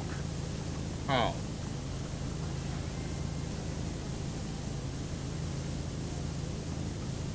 Where? Like, that's not what are you where the talking about? story went at all. Are you asking where the videos are? Look up Starlight Expedition. Yeah, look up Starlight Expedition on YouTube, and it'll pretty much be like the first or second thing that pops up. Do ! social. And there will be a link to our YouTube channel. There you go. Just get the viewers to make a wiki page? That's on all of you. That is something that I have actually wanted for a long time. I know that Charum's game has that, but it's something I've wanted for our various tabletop games for a long time, but nobody's expressed interest in it, so... Well, maybe this will finally be the campaign that, maybe this will finally be the campaign that pushes people over that point. Who knows? God, it's 2 o'clock. Go to bed.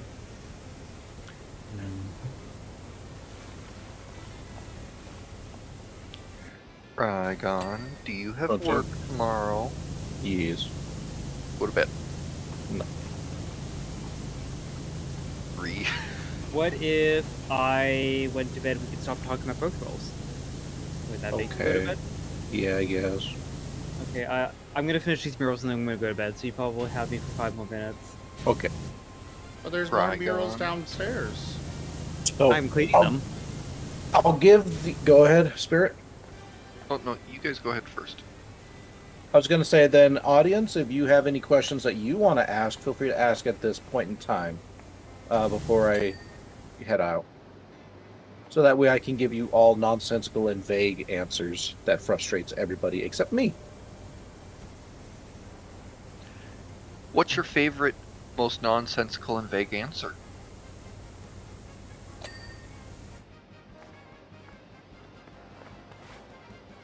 There you go.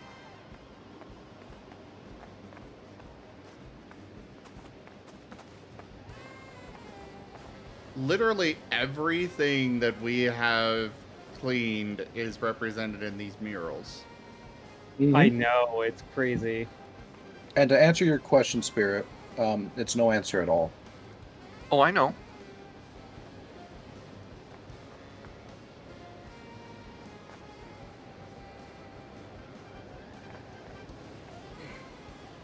Delphox, I would rather him not do that. Yeah. If a character actually... Go ahead. So pop culture references, we could absolutely make them outside of character. Out of character. That's fine. But... Or like in our World of Darkness campaigns where they literally take place in the same world as us. That would make sense there as well. But it would break the character immersion there. It would just ruin it. Like, why would Jet know anything about PowerWash Simulator? At all. Yeah. So that's actually something, if a character, and I guess this is a warning for all of you as players, if a character actually did say a pop culture reference, I'm a fairly relaxed DM, I feel. But if a character did say a pop culture reference in this particular campaign, I would actually have to shut that down. To the point where I would hope I wouldn't have to be mean about it, but I would have to make it very firm that, no, that's not what we're doing here.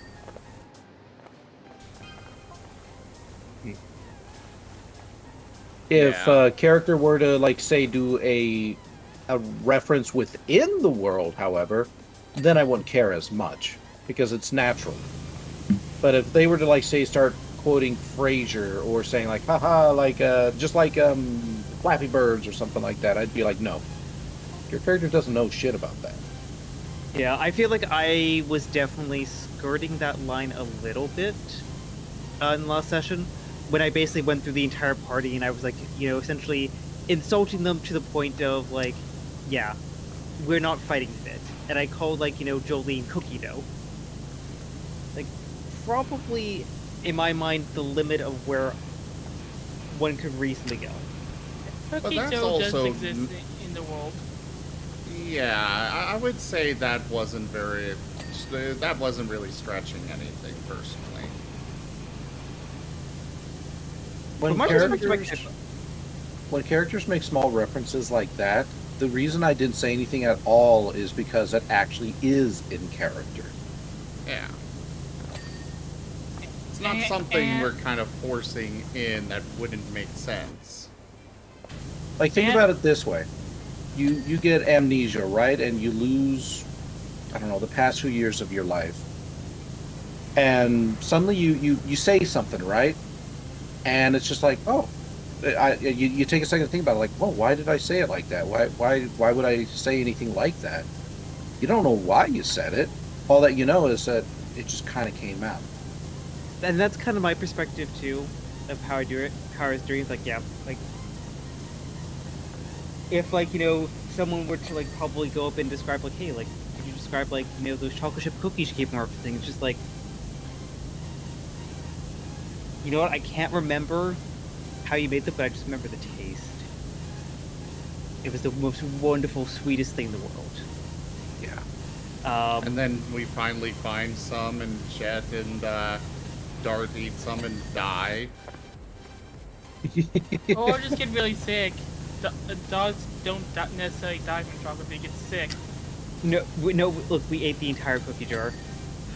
Yeah, Jet and Dart just find the cookies and it's like, oh my god, these are delicious. Yeah, like remember the rest of the team finds them foaming at the mouth, dead. Yeah, remember what I said? Spike pit. Yeah. The main perspective that I'm RPing from is that like the neurons in Dart's brain would still make the connections. Like, if like, let's just say like Jolene, had like a bunch of like ball bearings, stuck in them. The joke of "you look like a sentient chocolate chip cookie" might spring to mind. Because the neuron connections in there of like having like essentially a like vanilla, almost like tan brown sphere with like dark like little dots in it equals chocolate chip cookie. He probably remembers those connections, but what actually a chocolate chip cookie is, okay, that might be a bit harder to actually recall. But like those like connections of item to item or different contexts put together to kind of make those jokes would be intact, but not necessarily what the items actually are. Yep. And that's why I say I personally feel like something like that's in character. Because other characters have made small little item references, and they're like, wait, what is that? When they seriously start thinking about it. Jeff made a reference to refrigerator at one point, and he's like, wait, what?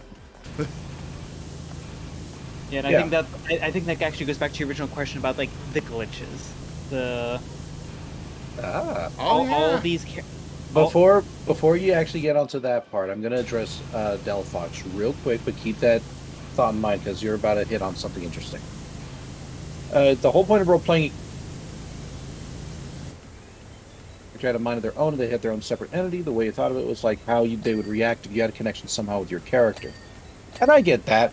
The thing is, though, is I have very carefully crafted not only a world, but also an interaction with my players to create a natural kind of role play.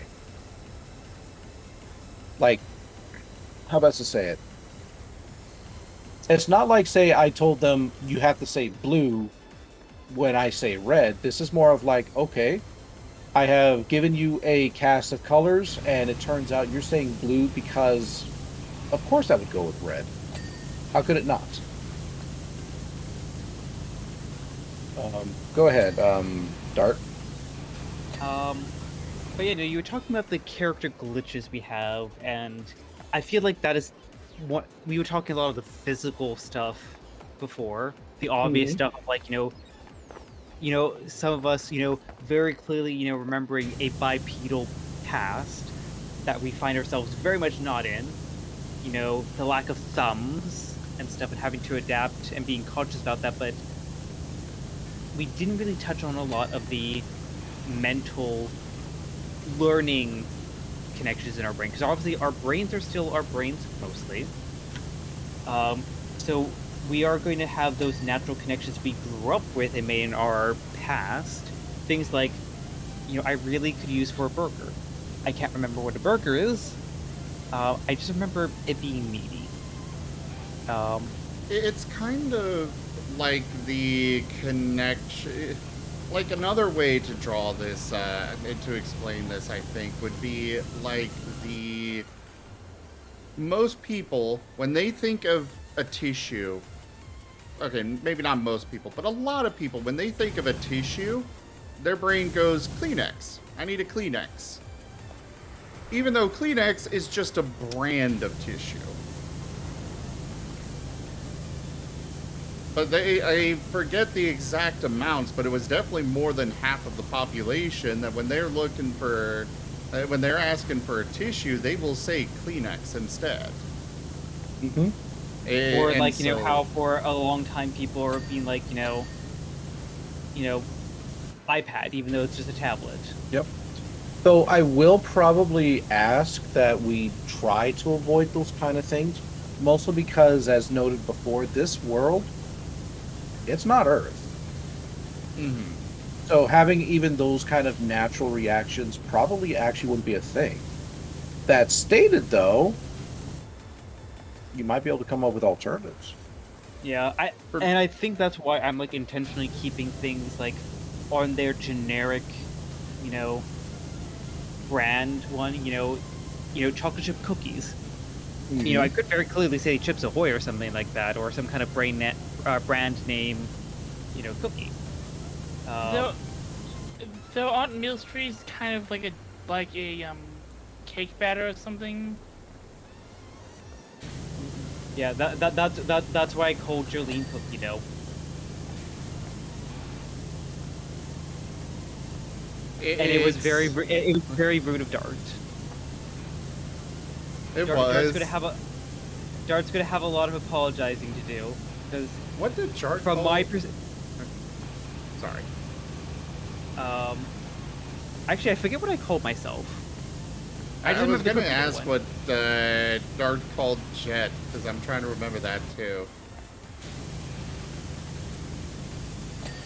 And we're back in the VODs. I will have to go back and VOD and see how much I adhere to my own mental rule. But for me, I've been very conscious of things that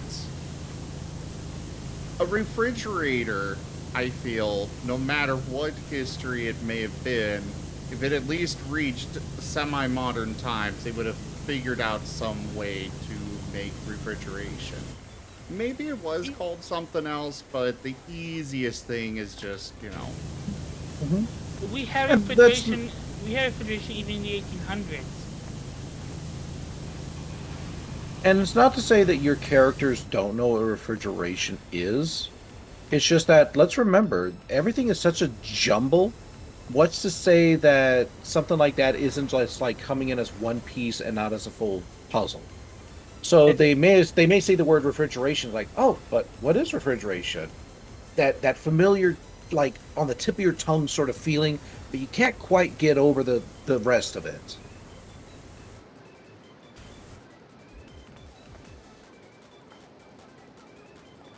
Kind of like remembering the concept of a thing, but can't quite remember the name of it. I remember that a lot from being a kid, and I wrote for a long time about names. But that's kind of the concept there, except the reverse, where we suddenly have this name pop in our head, and it's like, wait, what the hell is that?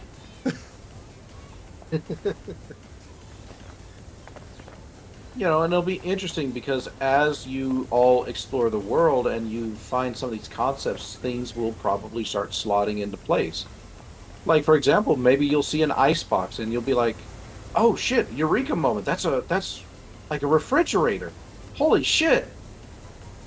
And you might not be able to fully recognize or whatnot an actual like refrigeration device, but now the concept of refrigeration is back within your recognizable memory. So question: would ice type count as a refrigeration unit? I mean, it depends. Rotom will.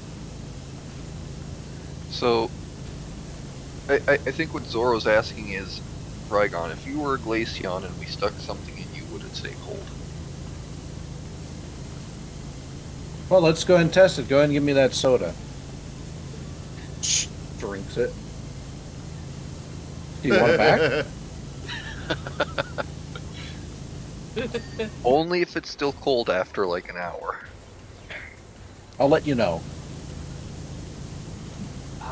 But jumping back at a previous point, because I mentioned I'm going to have a lot of apologies.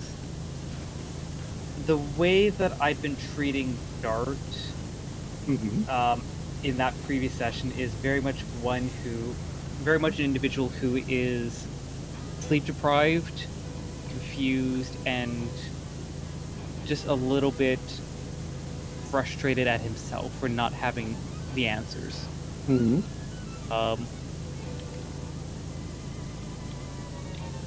So, yeah, he's going to lash out. A lot of those like little connections in his brain that he can't even quite recall, they're just going to words are just going to happen.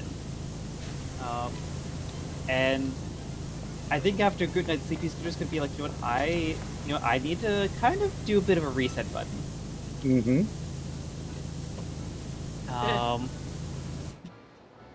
Are we going to say something, Zor? It will be. I decided not to. I think popped in my head, but I'm not gonna say it. Okay. Yeah. I think like a very good case in point is Alcidae.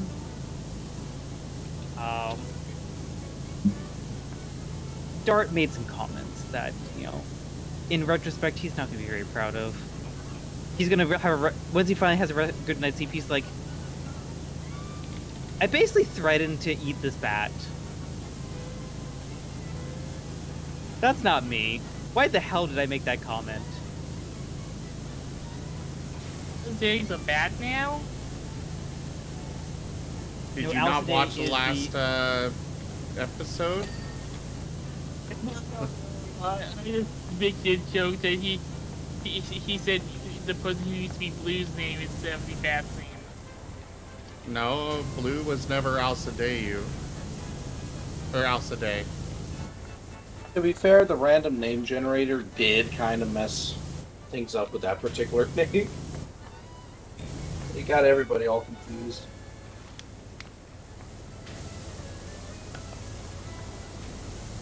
But yeah, like that was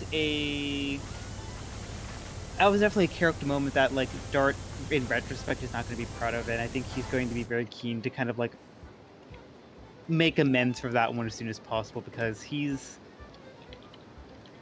very much a confused and lost individual right now, and he's just looking for a little bit of foundation. And Spirit, we're hearing you type. and Sorry. and in going from like moving away from the like go with the flow to actually like thinking a little bit more logically, especially after a good night's sleep, it's like that's not the kind of person I want to be. I He think made that's fair. He made those kind of statements from a position of not being in the right mindset, being frustrated, and just wanting to get a result.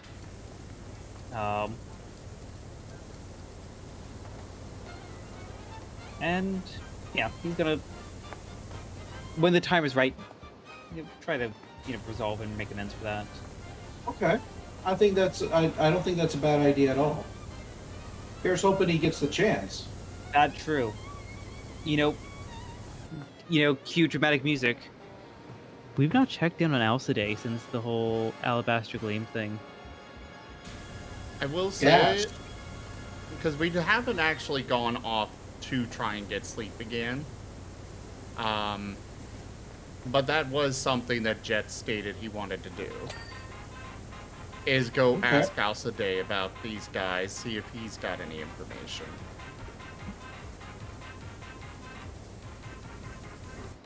Which I think is very valid, because hey, if he knows anything, then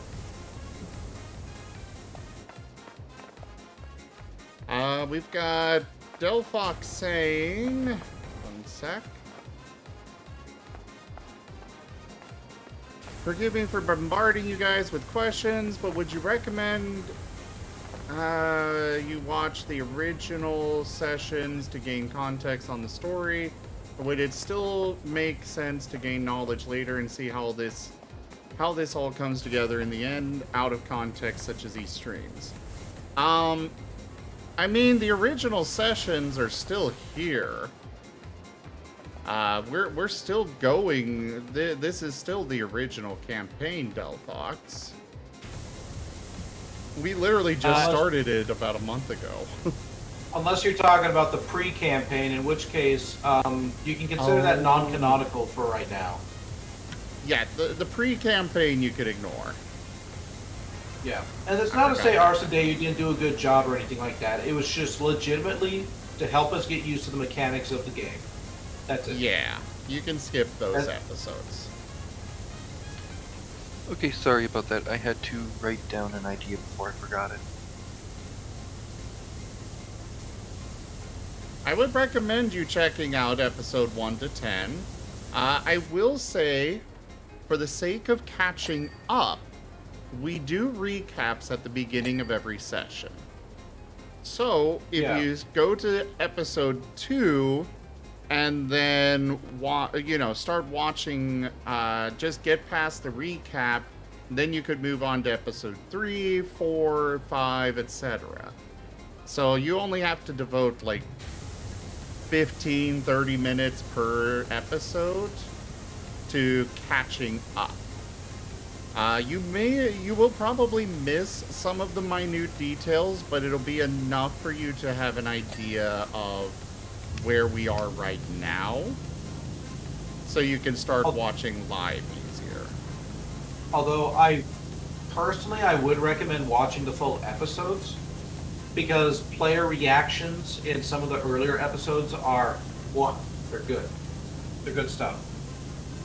Yeah, I mean, absolutely.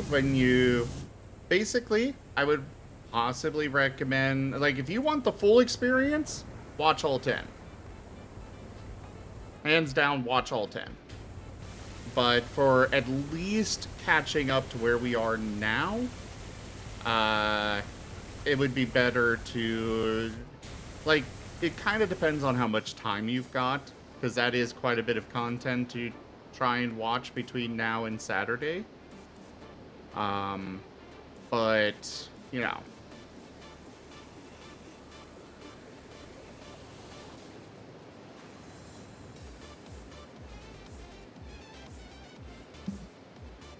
Oh, Yeah, I go ahead.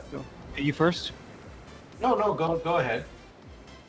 Yeah, I was gonna say, just like from my perspective, I actually chose to like skip over everything except for like the first 90 minutes or so, because as a player, I didn't want my perspective of Dart to be twisted by the previous sessions. That's a fair point. I Because why would you know, right? Exactly. am curious, Seda, how 5 minutes of Bermuda time is like 30 minutes of other time. I know, right? I was that was gonna be my next thing. It was like, you know what, it's 5:30 in the morning. I really should be departing here, and plus, I think we've left this level at a very nice amount. Yeah. That's Oh, actually what I was going to be jeez. saying. Like if we had any final questions, I'll take them. Otherwise, I'm heading on out. But before I go, I'll leave you both with two things. Number one, thank you for coming to tonight's session. Number two, well, this was legitimate. This is why I was asking you all these questions, because this is your character pondering. We don't actually have to do any role playing for you guys to make progress. And the second one is, why do you think the red-robed creatures left? And I'm going to leave you with that. So You know, I was gonna bring that point up. I actually know the answer for this, because story. The thing that terrifies Dart is if they are the part of the Alabaster Gleam, they know we're here now. Or they know someone is here. They may not know all of us are here, but they know someone is here. Whether or not the creatures that did the whole clawing thing actually, you know, could relay information or not, but yeah. They know that there is someone there. Whether that comes up for, you know, 10 sessions or so, I don't know. But the fact that, you know, their potentially secret location, you know, has been compromised by someone who's clearly hostile is terrifying. guess we'll just have to see how things turn out. Yep. All right. Well, I'm outsies, so I'll catch y'all later. I'm going to depart too, so you all have a wonderful night, and thank you for the great conversation as always. Alright, Show thanks for Rest joining. will, Rygon and Sato. Night Rygon, night Seda. I will Night. also be heading off because I need to get set up for in 30 minutes. And I'll Oh, respond so to your thing You're tomorrow, all Spirit. leaving me? You're leaving with you're staying with Zoroark. You could come with us. I don't know if I want to just do another stream of PowerWash and just for this, because this is supposed to be the last level. Well, I can't stay up, I'm afraid. Yeah, I can't stay up Alright. either, unfortunately. I Love you suppose all. I'll go ahead and end. Have a good night. Night. Good night. Boop. Sleep well. Don't let the Joltix bite. There you go. See ya. Thanks for joining. Thanks for having me.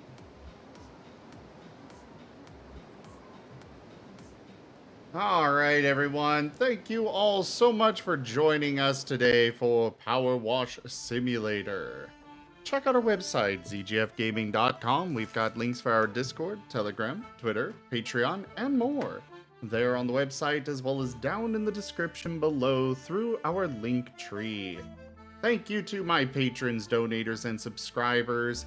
It is because of your support that I'm able to continue bringing these streams to you all. I really cannot do this without your guys' help and support, so thank you. Consider becoming a patron over at patreon.com/zgfgaming. It's one of the best ways to support the channel, though you can also do so by simply sharing the stream around, as well as picking up packs through stream loots. But for now, thank you all so much for joining, and I bid you the most fundest adieu. Have a great night, everyone.